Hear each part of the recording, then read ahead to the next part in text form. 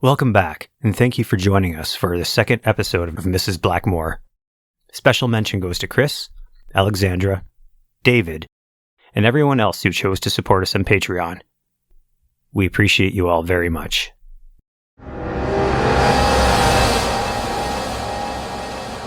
The seeds of terror have been sown. Fire up the combine for the next grim harvest.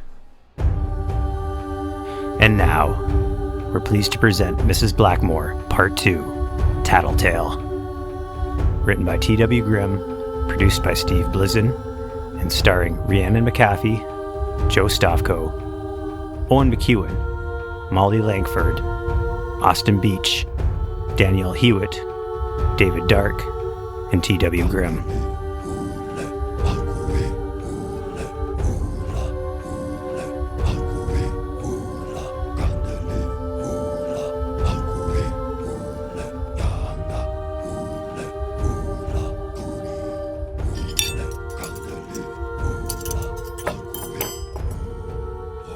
You're pretty quiet over there, bud. Ian didn't look up from his plate. He hadn't eaten anything yet, and he didn't intend to either. He had never been less hungry in all his life. He muttered, "Yeah," and resumed pushing his potatoes around with his fork, painfully conscious of his father's prying gaze. Now that it was time to blow the whistle, he felt numb all over. He supposed he was probably in shock. Well, he wasn't sure what that even meant, but he knew that he was ready to start screaming at any second. Well? Ian's mom prompted. You want to tell us what's on your mind? Ian was suddenly struck by doubt. Was he doing the right thing? What if he didn't say anything? What would Mrs. Blackmoore do if he came strolling into the classroom tomorrow morning like nothing had happened? She'd put me in her handbag, he thought. That's what she'd do. She'd shove me into its mouth, and then I'd be missing.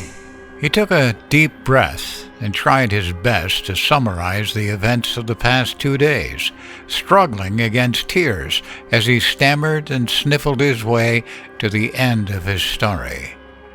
When he was done, Ian gradually became aware that an ominous silence had descended over the table. His mother was staring at him with a bubbling mixture of anger and dismay. She skinned her lips back from her teeth in a furious little grin and said, Let me ask you something, Ian, okay? How old are you? Ian gaped at her with his mouth hanging open. He hadn't seen his mom look this angry in a good long while. He'd been so consumed with terror that he hadn't even considered his parents might think he was lying. He sputtered. Okay, I know it sounds like I made it all up or something, but I swear I'm not lying to you, Mom. Why would I do that? Please, come on. I know you're very upset. I understand that. We're all very upset, believe me. You've been in school with Molly Rogers since kindergarten. We've talked to her parents on many occasions. What I don't know is if you fully understand the gravity of the situation. Do you? You're not listening.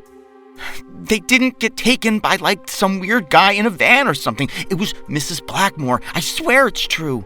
His mom gritted her teeth and hissed. Okay, I'm listening. Run it by me one more time, okay? Go ahead. His substitute teacher is an evil witch. Ian's dad grunted. He was staring at his son with an expression of distaste, as if he were looking at something unsavory he'd found clinging to the sole of his shoe.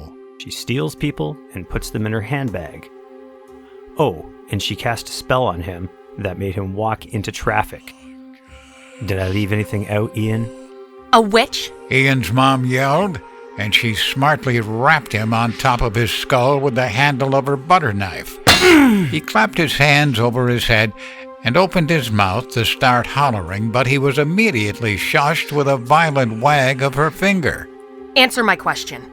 How old are you? 11. Ian sniffled. His eyes were wide and wounded. He simply couldn't believe his parents thought he was making the whole thing up. It wouldn't matter if I was 57 years old, though, because I'm not lying to you, Mom. You're accusing a substitute teacher of freaking witchcraft, for Christ's sakes. She snapped. Think about that for a second, okay? What the hell is wrong with you? I'm not lying. Ian blubbered. She fed them to her purse. There's more people in there, too, not just Miss Wright and Molly. I heard them screaming. His mother clenched her teeth and spat. What is this? Are you looking for attention? Or what? God damn it, Ian. How do you think Molly's parents would feel if they heard you saying this ridiculous bullshit, huh? Ian groped for something to say in his defense, anything, and he started to cry instead. He shook his head and sobbed. I'm lying to you. If you don't call the police right now, she'll get me too. Oh, enough. His mom hissed. She flung the butter knife down in disgust and glared at him with her lip curled in a snarl. I have half a mind to call the school tomorrow and arrange a meeting with you, me, and this substitute teacher and the principal. How would you like that, Ian? Ian shoved his chair back from the table and sputtered. What? No, she'll... Shut up, Ian. His father growled, and he glared at his son with his hands clenched on the kitchen table. I'm shutting this down right now. If I were you, kiddo, I'd just admit that I was lying and let it go. Ian's vision was blurred by tears, hot and acidic as they rolled down his face and dripped off his chin. He would find no help here, not at his own table. He took in a shaky breath and wheezed. I was lying, and I'm sorry. It was a dumb thing to do. It was dumb. I'm really, really sorry. May I please be excused? His mother rolled her eyes and barked. I think it's time for you to start growing up, don't you? Yeah, sure. Ian sniffled. Can I please leave now? His mother nodded without looking at him. Ian fled the dinner table and hid away in the sanctuary of his bedroom. He pulled the curtains shut and sat on the floor with his back against the wall. It was comforting somehow. It made him feel safe, a warm and cozy feeling that would soon probably be in very short supply. Telling his parents about Mrs. Blackmoore had been a mistake. Telling any adult would be a mistake. They wouldn't believe it unless they saw her in action with their very own eyes, and that would never happen. Mrs. Blackmoore would take extra care to dial down the weird when speaking with a concerned parent. She was undoubtedly very skilled in the art of fooling grown-ups into not seeing her true nature. How did she get hired for the job in the first place? Certainly not by acting like an off-kilter psycho. Maybe she just cast a spell on the person that hired her, Ian thought, and he shuddered. Yet another detail he hadn't thought about. As far as he knew, the entire school staff could be under her power, including the janitor. In fact, it was possible no one could see her for what she really was, unless she wanted them to, adults and kids alike. She might have a pleasant and normal face for the rest of the world, and the other was solely for those who she intended to shove, whole and screaming, into the bowels of her handbag. Because it likes it when they're already scared. Ian muttered to himself. It makes them taste better. Ian heard his cell phone vibrate from inside its daytime prison in the top drawer of his dresser. He wasn't allowed to take it to school because his mom was convinced he'd use it to cheat during a test. It was a text message from Mariana. Are you okay? I can't believe you didn't die today. What happened? Ian stared at the message and struggled to come up with an answer that she would both understand and accept. Finally, he squinted his eyes against the tears that wanted to flow and typed, She made me do it. I couldn't stop. Immediately, Mariana texted back. Are you talking about Mrs. B? Because I would believe that. I think she's a witch. Ian let out a low, anguished groan and responded. She's the one who kidnapped Miss Wright. Molly and the rest of them, too. Lots of people. She has them in her purse. I heard them screaming in there. Mariana started typing, then abruptly stopped. A few seconds later, his phone started to ring. Ian, She said carefully. I think I believe you, but I just want to make sure you're not messing with me. Are you? Because I'll kick your skinny white ass if you're making this up just to mess with me. No joke. Ian clenched his teeth and growled. I'm not. Do you think I almost got run over to prank you? Holy crap, give me a friggin' break. Mariana sputtered. Okay. I'm just saying, that lady is a freak. Of course I believe you. It's really weird, you know? None of the other teachers seem to think there's anything weird about her. Like, I saw her talking to the principal today, and I swear he was looking at her like she's a hot movie star or something. I could practically see hearts in his eyes. It was really weird. I think she looks and sounds a lot different to other grown-ups. I think she looks the way they want her to look, you know? Kids are the only ones who can see her, the real her. Like, who would ever hire that lady to work at a school? She's... Ian trailed off, grasping for the words that would best convey his troubling and ill-defined hunch about the true nature of their substitute teacher. He settled with, She's almost like a cartoon or something. I don't know how to describe it. It's like she's a villain from a Disney movie. A caricature. Mariana interjected in a soft, musing tone. Like the caricature of a witch from a fairy tale. They both lapsed into silence for a moment, both of them unsure of what to say next. Finally, Mariana let out a shaky breath and said, This is so freaking scary, I hate it. You're telling me. Ian croaked. She's gonna come after me. I broke the third rule. I told on her to my parents. But it doesn't even matter, because they think I'm lying for attention or some stupid shit. I don't know what to do. Mariana barked. Well, don't just sit there and get killed. Call the police. Don't tell them she's a witch or anything like that. Just tell them she tried to kill you. They have to come check it out, right? It's their job. That's a terrible idea. Ian grunted. What am I going to say? Like, hello, police? My teacher tried to kill me. Can you please come to the school tomorrow morning and shoot her or something?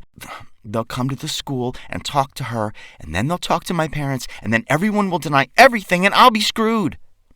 I can't prove she did anything. It's just my word against hers. At that instant, Ian's mom suddenly came bursting into his room, making him utter a shrill little screech of terror as she flung the door open. She jabbed a finger at his phone and demanded, Give me that phone right now. I heard what you're planning to do, and that is not happening. Ian immediately ended the call, but he didn't hand over his phone. Like hell was he about to do that. He forced himself to return his mother's furious stare and said, You shouldn't be eavesdropping. I deserve some privacy. She snorted in disbelief and slowly shook her head at him. You can have all the privacy in the world when you're living out on your own. She hissed. Until then, you are living in my house, under my care, and there will be no secrets. Now give me the phone. No. He said defiantly. What for? Because I said so, Ian. She hollered, and despite his best effort to stand firm, Ian flinched. For as long as he could remember, his mom's word had been the law in their house, and the reason behind every sharp command and illogical rule was because she said so. But not anymore, Ian abruptly decided. Nope, not anymore. He jumped to his feet, slid open the window screen, and tossed his phone down the slope of the roof. It skittered across the shingles and landed in the gutter with a shockingly loud bang. Ian looked back at his mom, his eyes wide and afraid, and he panted, You want my phone, Mom? Fine. Go out there and get it. She gaped at him, momentarily struck dumb by this wholly unexpected and monumentous act of rebellion. Finally, she gasped, "Why, you horrible little shit! How dare you? Do you know what you've just done? You..." Ian smiled bitterly through a sudden gush of tears and sniffled, You're the least of my problems right now, Mom, okay? Just go away. Just leave. His mom shook her head at him again and murmured. "You're grounded." She had a stricken expression on her face, like she had just experienced a devastating and unforgivable betrayal. "Don't come out of your room tonight unless you have to use the bathroom. Do you understand? You're grounded, Ian." Sure. Ian sighed, and he gently pushed her out of his room, another act of defiance that would have previously been unthinkable. She looked like she wanted to raise her hand to him, as she had done on so many other occasions in the past, but she didn't quite dare. Not this time. And as far as Ian was concerned, never again. "Grounded," she said in a broken whisper, and Ian closed his bedroom door on her without another word. Perhaps his dad would come up the stairs to mete out some misguided justice after she was gone, but Ian didn't think so. He was pretty sure they'd stay away from him for the rest of the night, because somewhere, deep down, they knew he was telling the truth. They knew, and it had frightened them, so they'd gotten angry with him instead, because it was easier to be angry than to be scared of forces beyond their control. Such was the strange and unspoken dichotomy of all parents. They were bound by the laws of adulthood to protect their children, but whenever a threat arose that made them feel powerless, well, they just got really mad at their kids instead. Ian would never understand that, not in a million years, but it was true.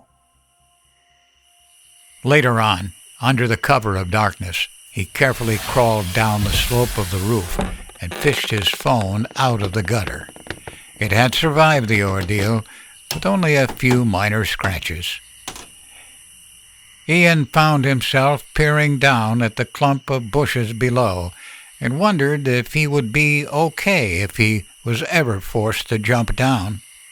The thought came out of left field, and it made him shiver a bit in the cool night air. I sure freaking hope so, he thought, and he crawled back into his bedroom, wriggling through the open window like a pajama-clad worm and lowering himself onto the floor as quietly as possible. He had a few unread messages waiting for him.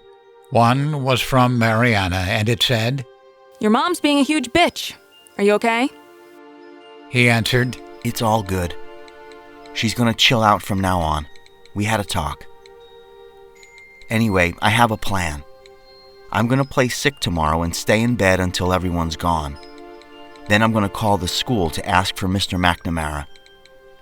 I'll tell him Mrs. Blackmoore tried to kidnap me, and I almost got hit by a car when I was trying to run away from her. I'll ask if I can come talk to him in his office, and you and Scotty can come with me to back me up.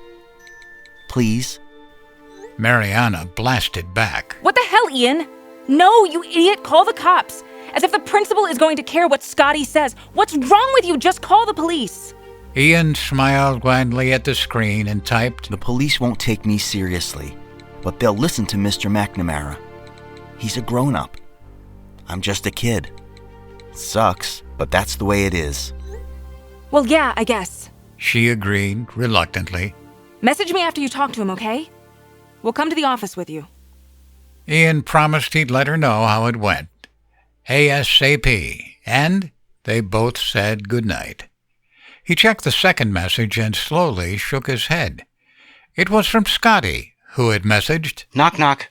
followed almost an hour later by, The punchline was Doctor Who. Get it?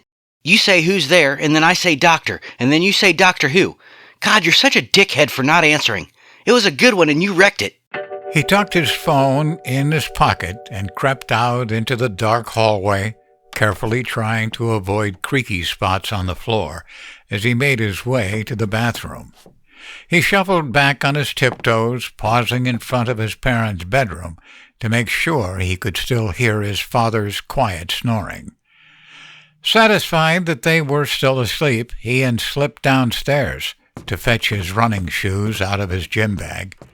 He had a nagging and worrisome notion that it would be best if he were prepared to skedaddle on a moment's notice.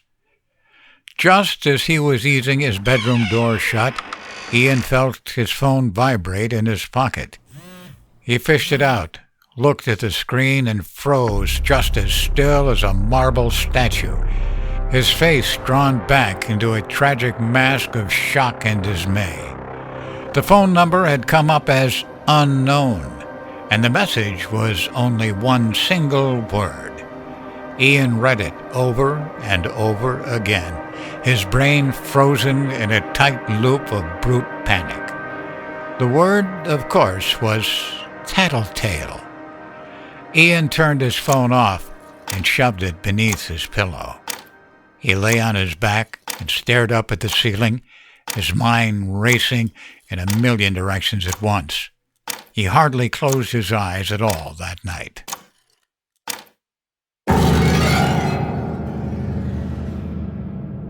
You're not sick. Quit faking and get the hell out of bed. Ian's mom was standing in his doorway with her arms crossed and her foot tapping an impatient rhythm. Up until yesterday, this would have been enough to send Ian scrambling to do her bidding. But it wasn't going to be like that anymore, and certainly not today. He groaned. I don't feel good. I can't go today. This was not exactly a lie. Ian felt awful. He hadn't slept more than 10 consecutive minutes throughout the entire night. Ian, I don't have time for this. She snapped. I know what you're doing. I know why you're doing it, and it ain't happening. Knock it off and get up. Ian pulled the blanket over his head and mumbled, No, I'm staying home. See you later. She growled. If I don't pull out of that driveway in the next 5 minutes, I'm going to be late. If you make me late, Ian, so help me Jesus, I'll... His mom trailed off, suddenly unsure of herself. She rubbed her palms against her eyes and said, I can't believe you, Ian. Tell me something. Who's going to watch you today? Your father's already gone, and it's way too late for me to call in. For God's sake, kid, I really can't believe you. You don't have to. Ian whispered. Just go to work and leave me alone. She groped for a response, and her mouth turned down in a grimace of sour dismay, and she finally settled with, Okay, that's fine by me. If you hurt yourself somehow, it's your responsibility. She glanced at the clock hanging on its wall and muttered, I have to go. We'll talk about this later. Ian pulled the curtains open to watch his mom leave, his face drawn and exhausted in the golden morning sunshine. She cast a troubled glance up at his window as she hurried down the driveway to her car. She looked tired and diminished in the gray light that filtered through the gathering storm clouds. Ian discovered that he kind of felt bad for her, which was pretty funny when you considered. Wait, what? Ian blinked up at the sky. It had been fair, bright and blue just a few scant heartbeats ago. But now it was blanketed in a roiling wave of threatening clouds. What the hell? He looked back down at his mom and gasped.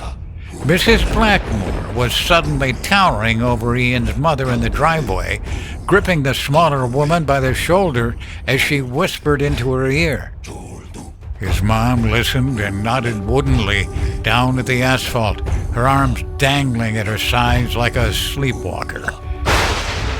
Mrs. Blackmoore took a step back, smirking to herself as Ian's mom got into her car with jerky, disjointed movements. Ian threw open the window and shrieked, No! Mom, don't go! Mom! She stuck her arm out her window and waved at him like a marionette. Her eyes appeared to be completely rolled back into her head, two white ovals glaring sightlessly from behind a slack, expressionless mask. She smiled up at his window, a mechanical twitching of her lips, and she started backing out of the driveway. Ian bellowed, No, don't leave! but it fell on deaf ears. 6 seconds later, her car was rolling down the street, and Mrs. Blackmoore was looking up at his window. Her eyes gleamed and flickered in the gloom of the gathering storm. She raised an arm high above her head, and when she dropped it down to her side, a driving rain fell from the sky in a heavy curtain. Lightning licked across the racing clouds, illuminating the front yard in a flickering celestial light show, and Ian saw that Mrs. Blackmoore was carrying her handbag. She advanced up the driveway with a brisk, confident stride, looking up at his window the entire way to the front porch. The rain curved away from her on all sides, bending against nothing in a perfect arc that allowed her to walk in a dome of dry air in the midst of the downpour. She paused in front of the steps and made a slashing motion with her hand, summoning a bolt of lightning that struck a transformer down the street with a tremendous bang and sizzling pop. The world outside his window disappeared beneath the heavy veil of rain and shadows. A hot jolt of sheer panic slammed up Ian's spinal cord, making every muscle fiber in his body stand at rigid attention. They were coming for him, Mrs. Blackmoore and her trusty handbag, and he would soon disappear. Downstairs, the front door smashed open beneath a powerful kick from a square-toed boot, and the howling wind slammed it against the wall. Ian froze and listened intently, a film of greasy sweat glistening on his forehead. He was abruptly seized with a burning need to urinate. Heavy footsteps clomped across the living room and approached the staircase. Wonk, wonk, wonk, wonk, wonk. They paused at the bottom step, and Mrs. Blackmoore called out, Are you hiding under your bed, Tattletale?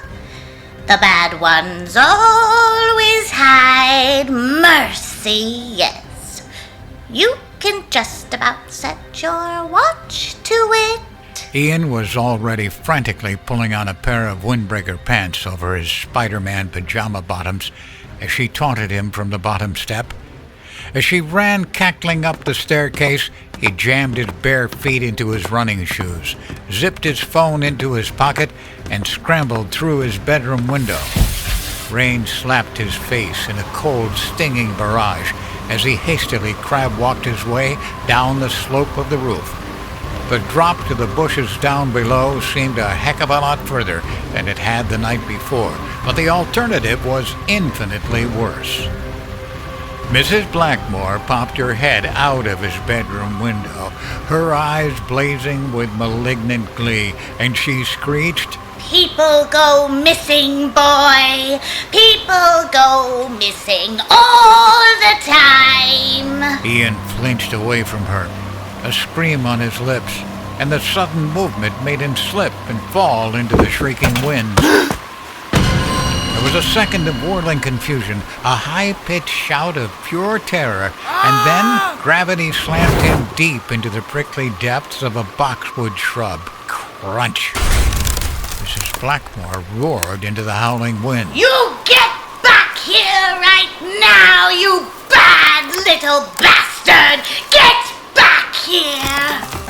Ian flopped out of the bush and lurched to his feet. He took off in a shambling run, kicking up splashes of rainwater with his heels as he fled down the street. A bolt of lightning ripped out of the clouds and struck a large elm across the street, a pounding flash of doom that made Ian stumble in his tracks. He screamed against the ferocious gale that was trying to push him back and kept on running. From somewhere not far behind, Mrs. Blackmoore howled into the rain with murderous, elemental joy. The hunt was on. As much as she hated bad children who break the rules, Mrs. Blackmoore adored the hunt. Run as fast as you can, you nasty little beast! She bellowed triumphantly. It doesn't matter. I'll find you!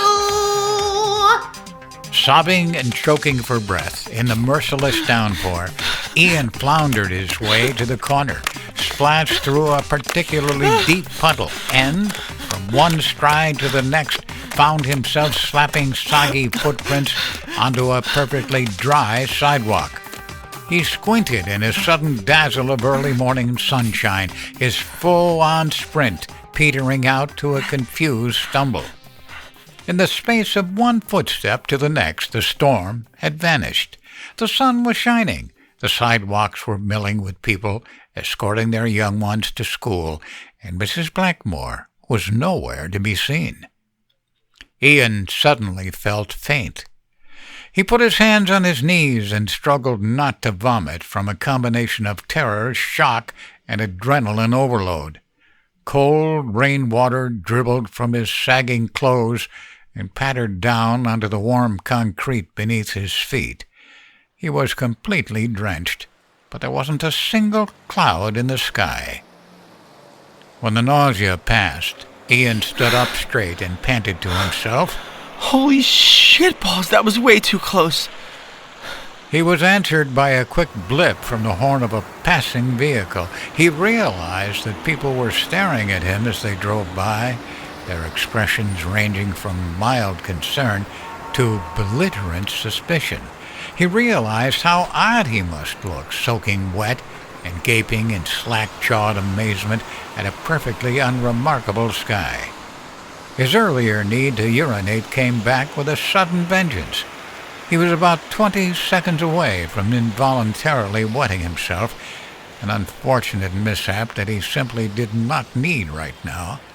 Gritting his teeth against the screaming of his bladder, Ian darted across the road and made a beeline for a narrow copse of trees between two houses. He scrambled into his sparse sanctuary and peed for what seemed like an eternity, leaning against a tree while his entire body trembled in relief. She actually scared the piss out of me. Ian wheezed, and he let out a peal of shrill, unbalanced laughter. Across the street, a suburban dad type in flip-flops and cargo shorts paused to stare at the scrubby patch of trees with a disapproving frown. His two young children were too involved in their conversation about the relative merits of various superheroes to notice Dad was no longer moving forward. They both crashed into his legs with terrific force. The man stumbled from the sudden impact, his face flushing red with embarrassment. He snapped an angry rebuke at his children, a finger pointed stiffly in their surprised little faces. Then he cupped his hands around his mouth and shouted, "Whoever's smoking dope in those trees better knock it off before I call the cops." Ian resisted a powerful urge to leap out of hiding, give suburban Dad the finger, and yell, People go missing, did you know that? They go missing all the time. Instead, he hunkered down in the weeds and waited for Mr. Nosy to go away. Ian did need the police to come, hell yes, but not to hassle him for being a public nuisance. He needed for them to be willing to listen. He needed to make them understand that. His phone started to vibrate in his pocket. Ian looked at the screen and uttered a low groan. It was a call from an unknown number. But Ian was pretty sure he knew who was on the other end. He answered without saying anything, and an all too familiar voice chuckled into his ear. Hello, Brat. Oh, I'll be back for you soon. Not to worry. But I have another errand to attend to in the meantime. Loose sink ships, as they say. Would you like to see what it is? The call ended abruptly, and seconds later he received a text message with an image attachment. It was a picture of Mariana's house. Mariana was walking down the front steps, looking down at her phone with her backpack slung over one shoulder. Ian whimpered. Oh, shit! And immediately tried to call her.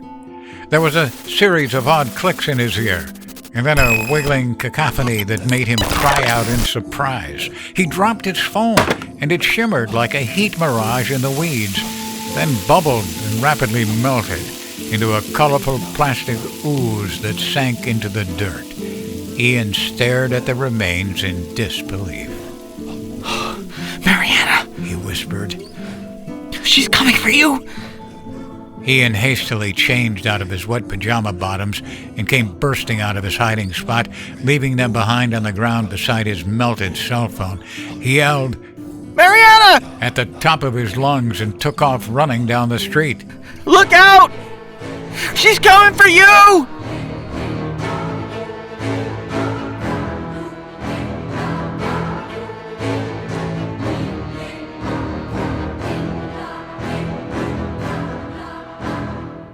Follow us, if you dare, at grimharvestpodcast.com. All stories heard on this podcast are produced under license. No portion of this content can be rebroadcast or distributed without the express prior written consent from the story's author. To obtain license and permissions necessary to rebroadcast or distribute a specific story, please contact us at admin@grimharvestpodcast.com. This is a Black Crow audio production.